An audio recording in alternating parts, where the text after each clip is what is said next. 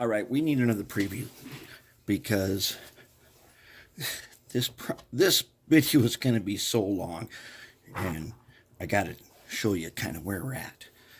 All right, so I put in the ultraviolet super purple ground effects. They're right there. Now I want to show you this. I've been talking about these silicone drive shafts, and I've tested them on a number of locomotives now, especially my brass stuff. And the cool thing about them is you can connect it to two different shaft sizes, which is very helpful for just drop in and replace. And this is going to be a really long span right here. And I'm going to show you how we do it. So this is a 1 millimeter inside, and it is a 3 millimeter,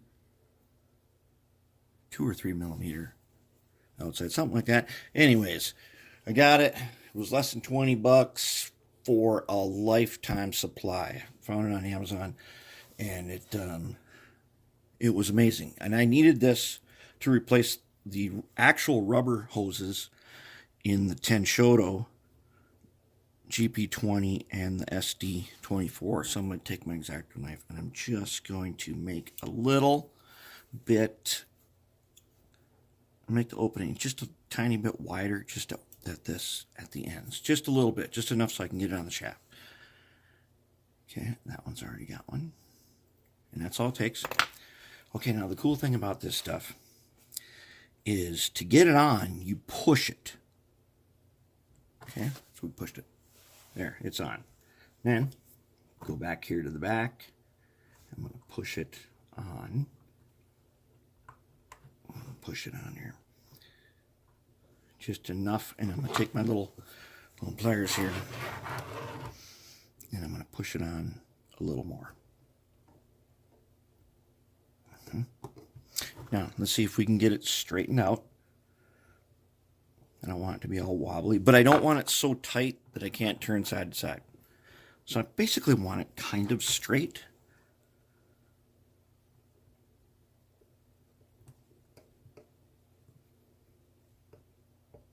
We have done, just think over the course of the last few years, how many different kinds of drive shafts have we made? We made plastic pipe with wires drilled through the end. We made copper dog bones. We've made 3D printed ones. You name it, we've made drive shafts, and we've made U-joints on all kinds of stuff. Now let's take a look. Okay, man, we got to tighten this a little bit. Let's tighten it up a little more. Give it a little push. Now, so the silicone drive shaft is actually stronger. It grips tighter. It's hard to pull off, but you can push it off with no problem. So now, if I turn this, okay, I see a little bit. We can just take up that slack. A little more, okay.